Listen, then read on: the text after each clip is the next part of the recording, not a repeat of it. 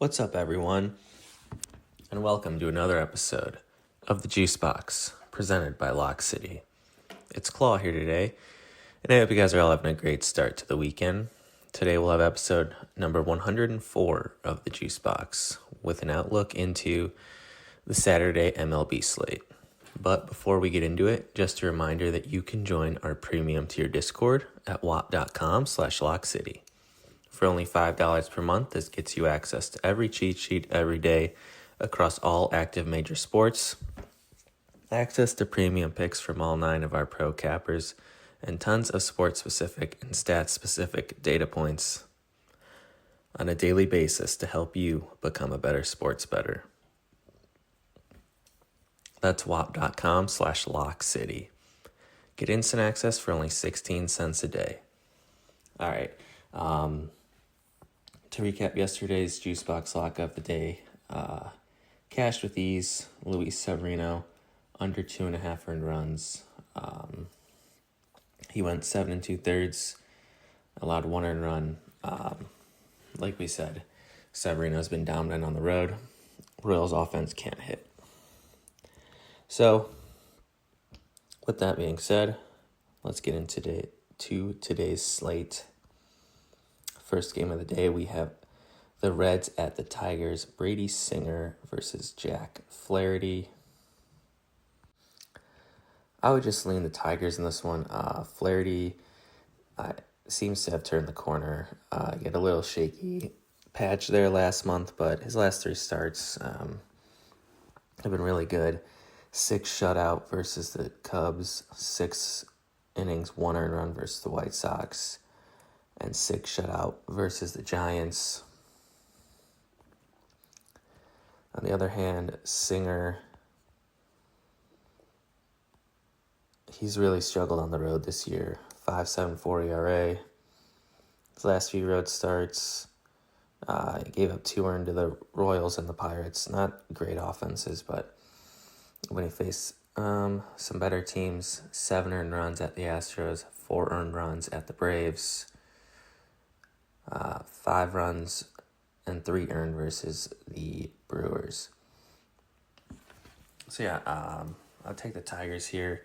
You could probably play them on the run line too. But yeah, Tigers are a great piece today. Next up, we have the Pirates at the Cubs. Mike Burrows versus Matthew Boyd.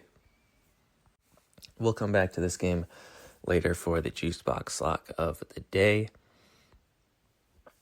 But moving on, we have the Blue Jays at the Phillies. Bowden Francis versus Christopher Sanchez. Blue Jays got rocked yesterday. They had been red hot coming into the game. But Francis actually has better splits on the road this year, but he's not been great. 4 earned runs last game out, and then before that he faced the Phillies, allowed 6 earned runs. Sanchez faced the Blue Jays already this year. 6 innings, 1 earned run. I would just lean the Phillies in this one. You could even play the run line. Phillies bats may have started to wake back up, and Bowden Francis has a home run problem. Next up, the Angels at the Orioles.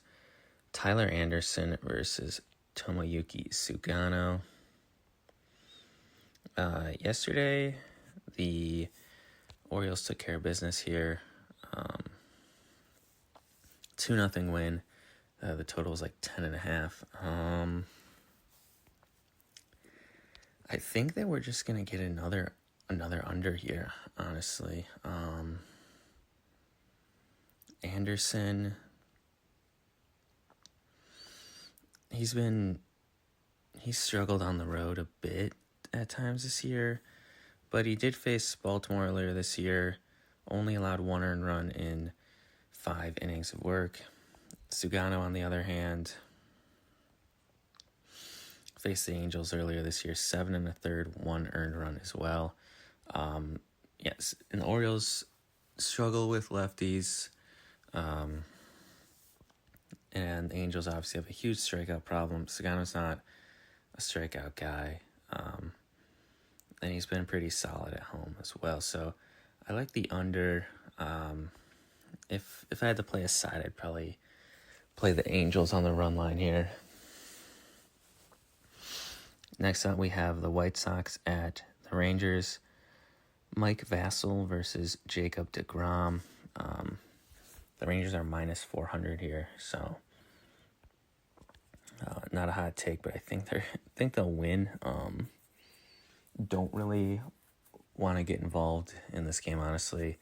White Sox have been kind of pesky, but I don't really think they'll get to DeGrom, and minus 400 in a baseball game is actually kind of insane. So yeah, I would just kind of stay away from this game, honestly.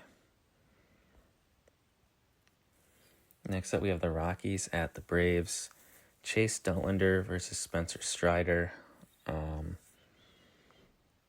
The Braves finally woke up yesterday, crushed the Rockies. Favorite bet in this one would honestly probably be this one feels crazy, but I think it hits Strider under 8.5 strikeouts. Honestly, he's not been that good since coming back. He only had 5 strikeouts versus the Giants, 4 versus the Diamondbacks.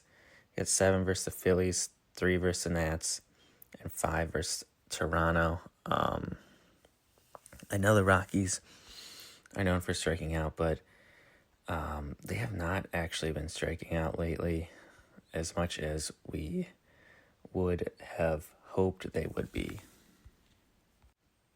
Not a single starting righty has gotten to this line in a month versus the Rockies. They've had a couple guys come back from injury that are contact guys, and over the last 3 days, the Rockies are actually bottom 10 in strikeouts per game. So I would actually take the under on Strider here. His fastball hasn't been the crazy overpowering thing, and the Rockies have been putting the ball in play. So favorite bet here, Strider under 8.5. Also kind of like Dollander over 4.5. Like that kid's stuff. 4.5 is a nice line there. You can get plus 115. Next up, the Rays at the Mets. Drew Rasmussen versus Tyler McGill. The Rays came back and won this one yesterday. Rasmussen, he's been really good this year. 5-4, 2.22 ERA. McGill, 5-4, 3.76 ERA. McGill has just been dominant at home, though. Rasmussen, he's been good on the road and at home. I think the way to play this one would be to just take the under 7 here. I like how both starting pitchers have been pitching lately, and I think this is a good spot for a pitcher's duel. Next up, we have the Twins at the Astros. Joe Ryan versus Hunter Brown. I think my favorite bet in this one would be the Astros on the money line here. Minus 127. We get to back Hunter Brown at home, which has been very good this year. 0.88 ERA at home. His last few home starts, 6 innings, no earned runs versus the Rays. 6 innings, 1 earned run versus the Athletics. 5 2/3, no earned runs versus the Reds. 7 innings, no earned runs versus the Blue Jays. Twins bats come into this one, not hitting that well. only 3 runs in their last couple games. I would like to back Hunter Brown here. Joe Ryan on the road his last few outings has been good.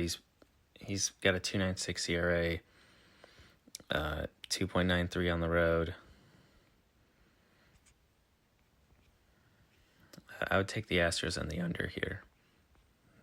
Next up, we have the Cardinals at the Brewers. Andre Palante versus Jose Quintana.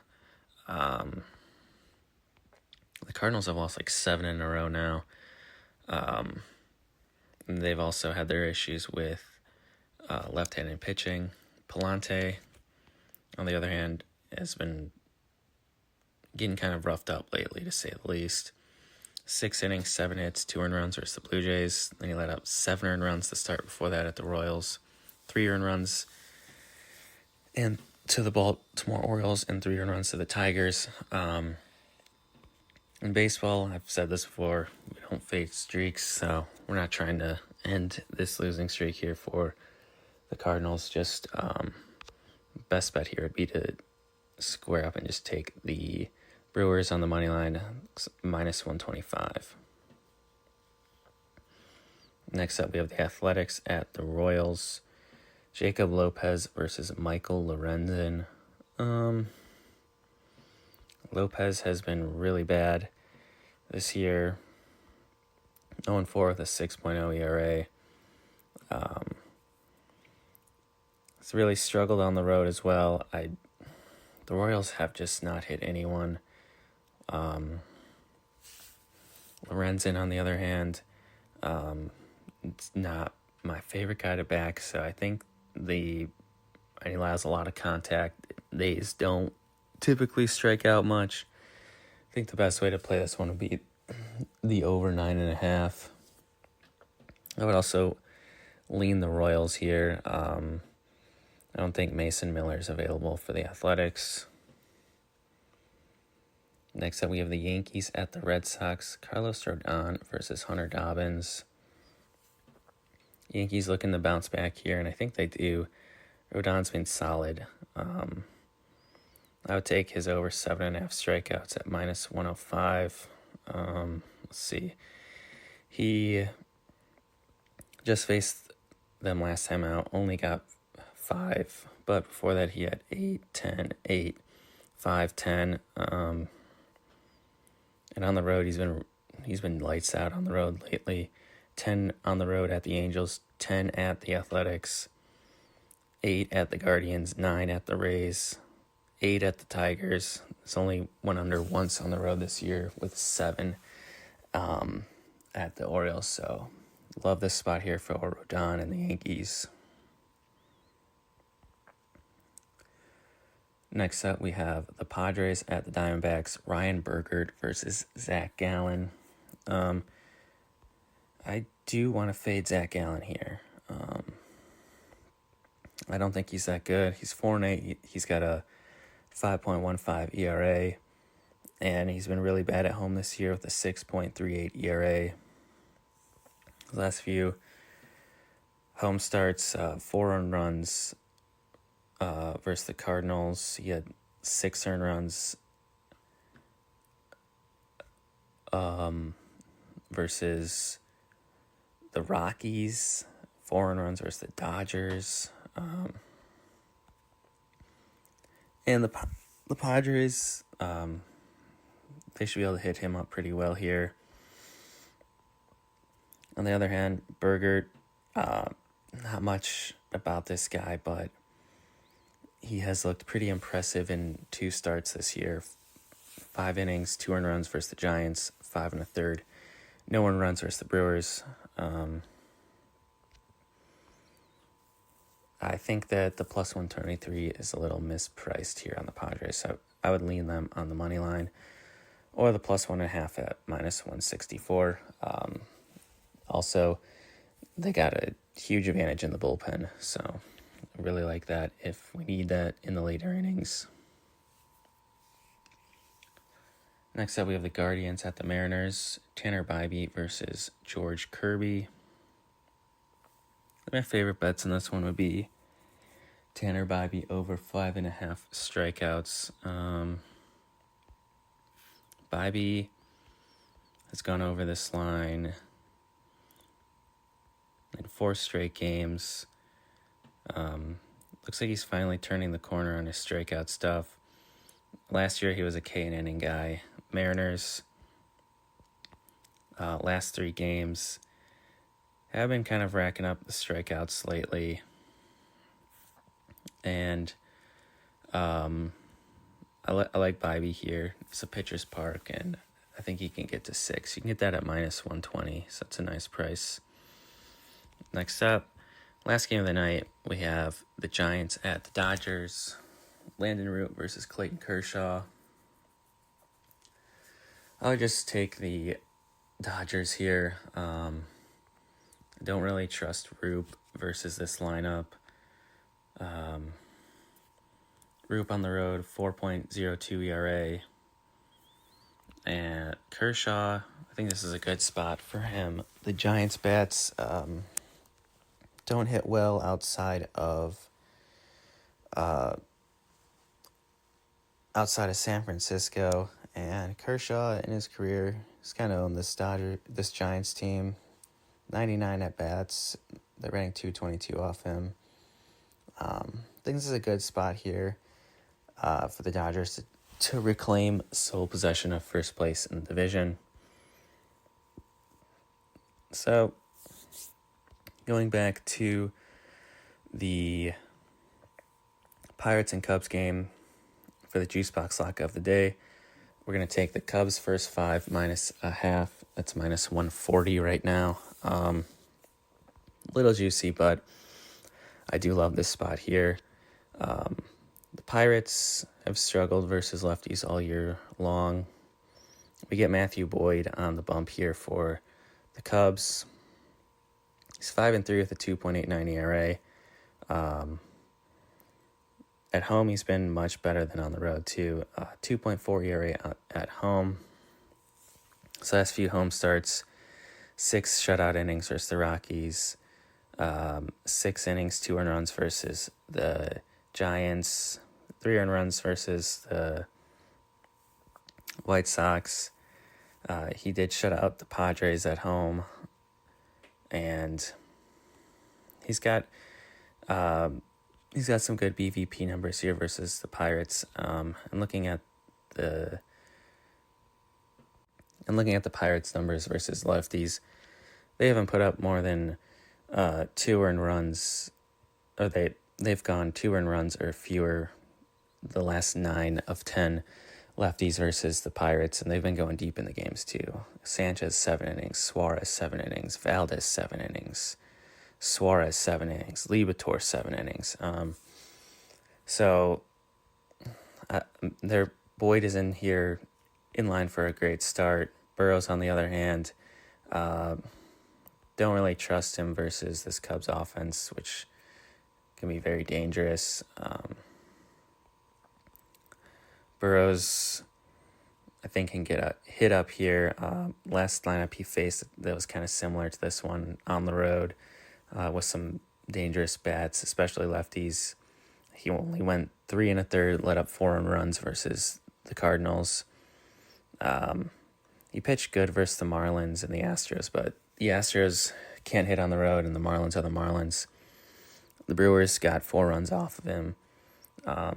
Doesn't really have like great strikeout stuff, so Cubs don't strike out either. So I do like the pitching advantage here for the Cubs.